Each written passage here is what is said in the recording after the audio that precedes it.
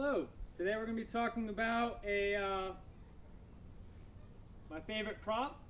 We're going to be going over a couple moves that I know. This is going to be a long form video that may be broken up into several videos later.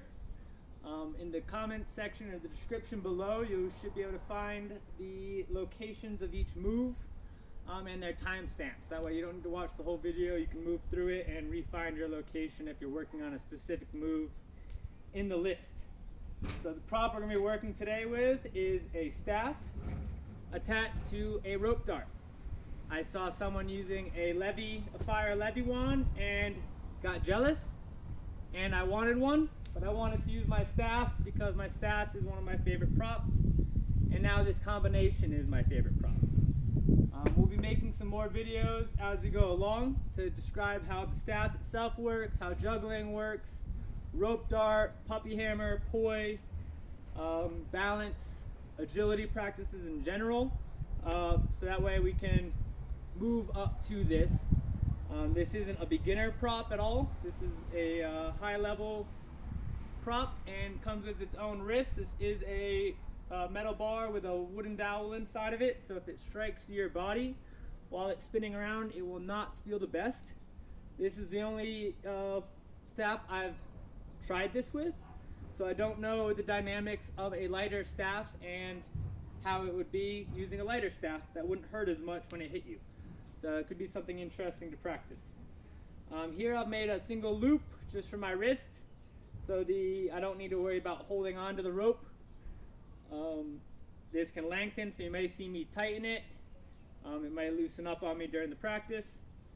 And on this side I have just done a traditional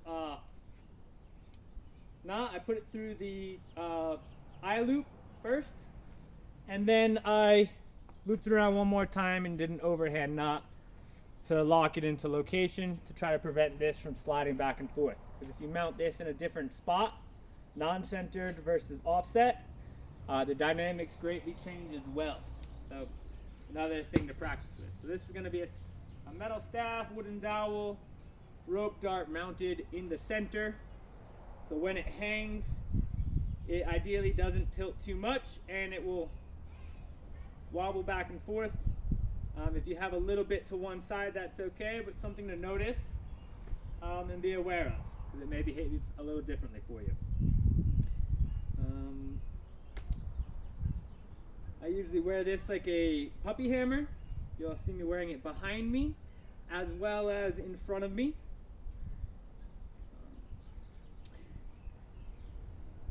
Once it's on the rope, a simple trick I like is, I call it tick-tocks. And it's just when you make the staff move back and forth and follow a certain rhythm. Here the staff had made contact with my backside and started rotating. So I can make it make contact with my front side and make it stop. Those are kind of like stalls. This is just getting your awareness with the staff up, so that way you know how the head might rotate and how it might start behaving on you without it having too much speed. Okay, there was a circle to a body touch. This inner corner here is your friend. If you can get inside this corner and pull it, you can almost catch the staff. So as it comes around, I come into the body and I can put my arm in front of the staff. And now I have the staff caught. So those are body wraps, half circle body wraps. You don't need to include the arm either, you can just let it stall. And then we can do full body wraps. Hit my brake just then. And full body wraps going all the way around and pulling yourself in. Keep in mind this prop does not feel the best all the time. Some of these moves I do hurt. They do come in wrong and the metal will hit my bones and I will not be a huge fan of it. So keep that in mind, watch your landing locations, and be safe with that staff as it spins around. Okay, a little windmills or helicopters. The body wraps. Working on our tangential plane. And then we're going to do our first hand call. Okay, so I can have my hand in the rope itself. I can pull the rope and do a hand call. Okay, this isn't a catch necessarily, or I don't have to watch the staff. I can hand call it from anywhere, and as long as my hand stays on that rope, it will get called back into my hand. There's also full hand calls where I pull it up and I let it float, and I can do a catch, or I can call it straight into my hand. Hand calls are my main practice when it comes to, I call this a reindeer staff as well. I love Christmas, and these look like antlers to me, and they fly around and light up, glow in the dark. So reindeer or Rudolph staffs, hand calls. Being able to get it back to yourself whenever you want it. I like to spin around people. I don't recommend that until you are very comfortable with any prop you're using and you have high levels of control with it. So this is one of the props that I'm not able to practice around people much, because I don't have all the hand calls I want, and I can't get the staff back to myself right when I want it to. I'm still able to practice some of my moves, but there's certain things that I don't feel comfortable doing because I can't get it back. So that practice of getting it back to yourself is very important to me. From there, I'm going to show you a couple different hand calls. So around the world, so a hand call, opposite hand, and then that was a rope swap. So if you watch, when I go around, I can switch hands on the rope and hand call to a different hand. I could also do a hand slide.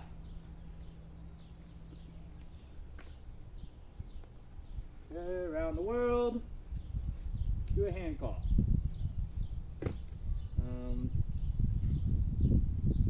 I'm going to do the other around the world, over the top and around. I'm still working out my names for these as I go, so I might call them different things to feel out the vibe for how they sound and get your opinion as well. So if I take it from here, I can pull it up. When I pull it up, I can also pull it over and down. So up, over, and down.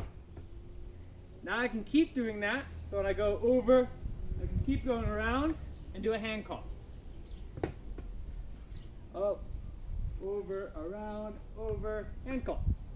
So the more control you get with the staff, the more of those rotations you can do.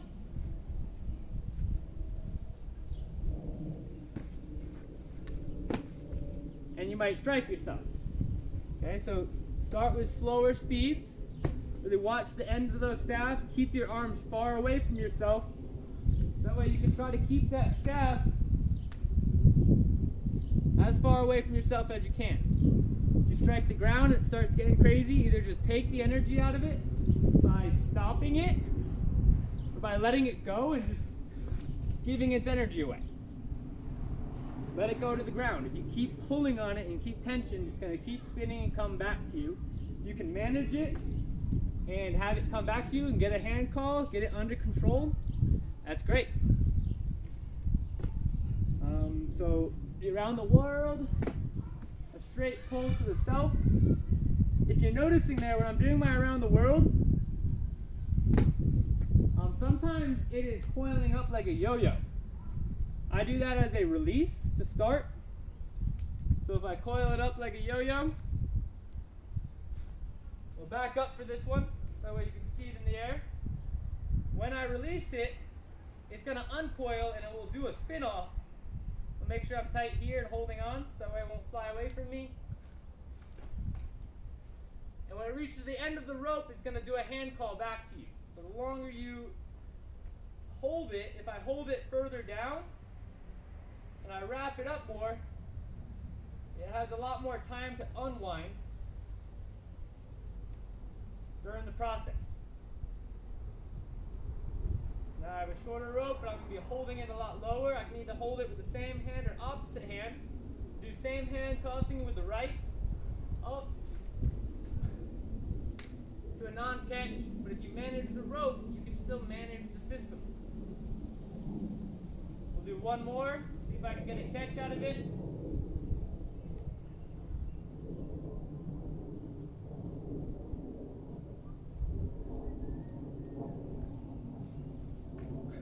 Do a catch. Now we'll do a big spin off. You can also practice your helicopters. Again, I'm going to wind it. So that way I get a spin off helicopter. I'm going to be going for a helicopter with my staff to a toss. You see, I can get another wind up depending on how tight the rope is and where it lands. When it does a yo-yo, it'll re-wrap up like a yo-yo, and you can get another release and another release until it comes back to that center point. You can also do straight tosses. You want to make sure your rope is really strong for this before you go tossing it at someone. Make sure you have a high tensile strength, you know the weight of your staff, and you have an idea of how much force you might be putting under this when you rotate. So that way you're not ripping your rope apart when you go and throw your prop at the audience or at a friend and do a callback. Sometimes my loop comes all the way off and I just resort to holding it. And then I'll do a pull, come back, and get myself inside. And I might be doing that subtly while I'm still spinning until I get a stronger wrist strap that spins off less. It's just something else to manage. So that was a straight call. There's also an up. An up. You have your straight ups. So I'm going straight up. I can let it hit the top and just fall back naturally. I can throw it hard enough that it snaps back at me regardless. Throw it up loose so it never even hits tension. Throw it up loose and call it back. Or have your hand somewhere so you can call it back quickly. Quick up calls, helicopter tosses to catch, no tension. And then with tension.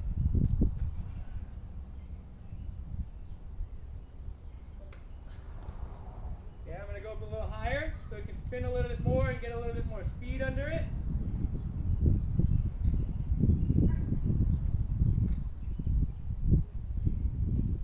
Driving a little low.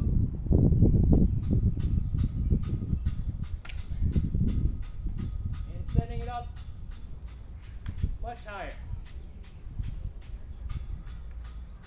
From here, there's also 2-beat weaves. Weaving is one of the higher risk moves that I do. It has a high chance of doing ankle strikes. I've gotten one down pretty good. I've been trying to do one on each side and get both down at the same time and do 2-beat weaves with them. But that one has been showing some major difficulty. Okay, so again, I'm tracking whatever head is closest to me. Try to keep my arm far away. And then I might get a body touch here or there.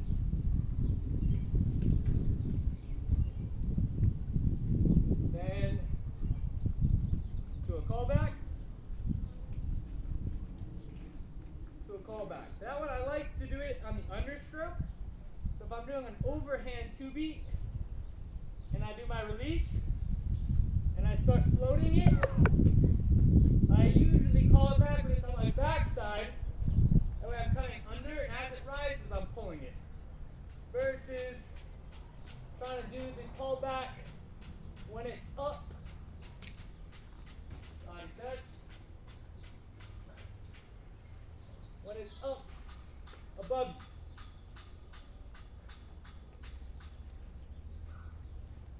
Let's see what else we have with this wonderful prop.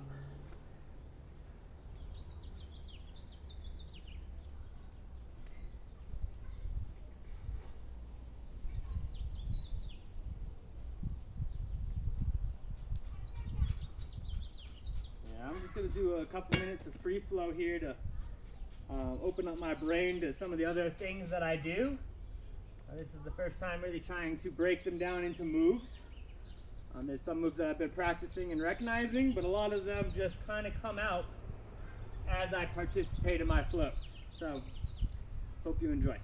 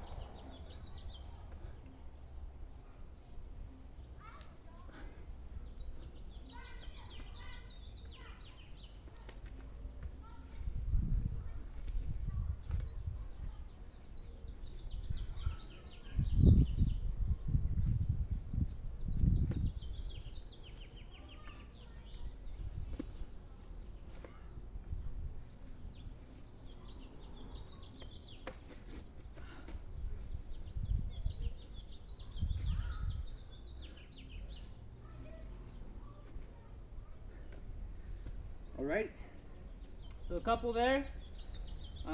The free windmill. So I can be doing a windmill, or going to do a windmill, and then release it and keep holding it with the hand that has the rope. So the rope's already pre in my hand.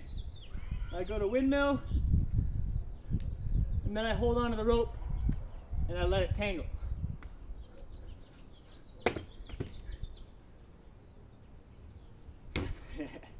Make sure you get that rope, otherwise it'll fly loose. Rope between the fingers.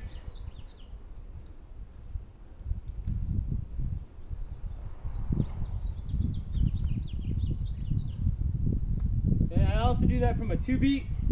So I might be in my 2-beat flow, doing regular staff flow, 2, 4, 3 beats, and then randomly just release it. And then keep it going into that 2-beat, or have the windmill prolong itself there for a second, and then take it into around the world, or 2-beat, back into a hand call.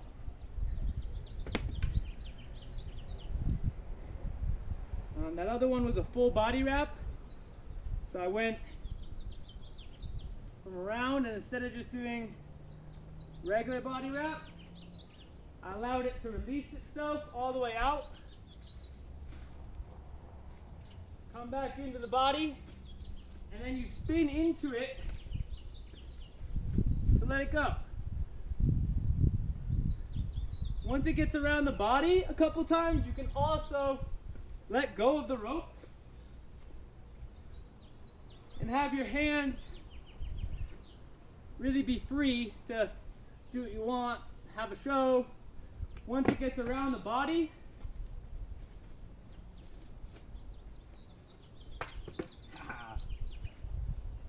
one more.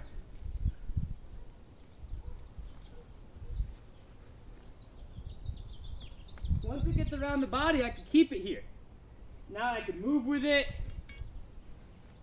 put it on my shoulder, and it's already pre-wrapped now, so when I go into a spin and a release, I just need to accelerate it with my hand to get it back around.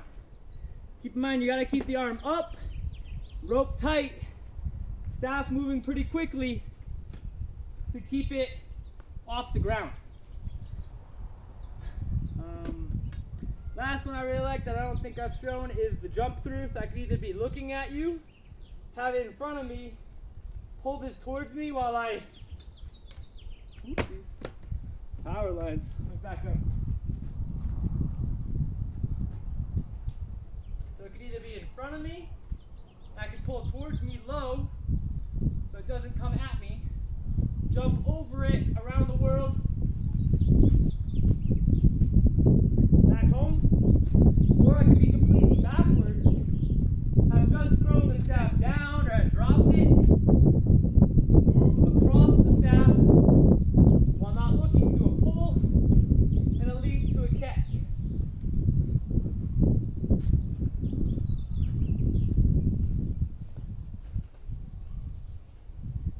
versatility of this prop is very large.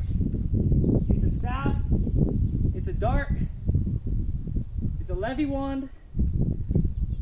It's almost like juggling balls. When it's up there and spinning and so much going on, especially once you attach two to them, your possibilities increase like mad. So I hope you enjoyed this prop. Hope it intrigues you into the versatility of what you can do with your prop, how you can transform any one of your props into something else with a simple change, and increase all the dynamics you already know.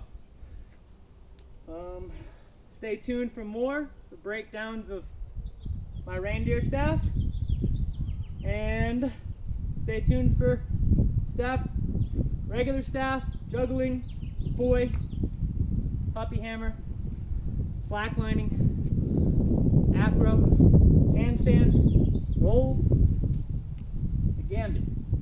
We like to teach as much as we can at Become the Flow. We're part of the Revflowlution, and we're making a change in being stuck locally into one practice. We want to expand our knowledge in business, accounting, photography, video editing, props,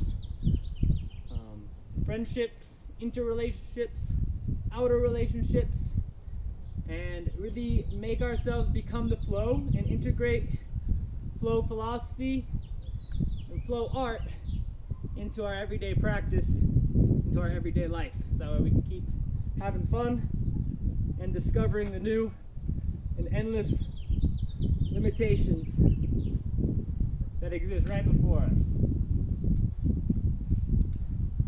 Merry Christmas.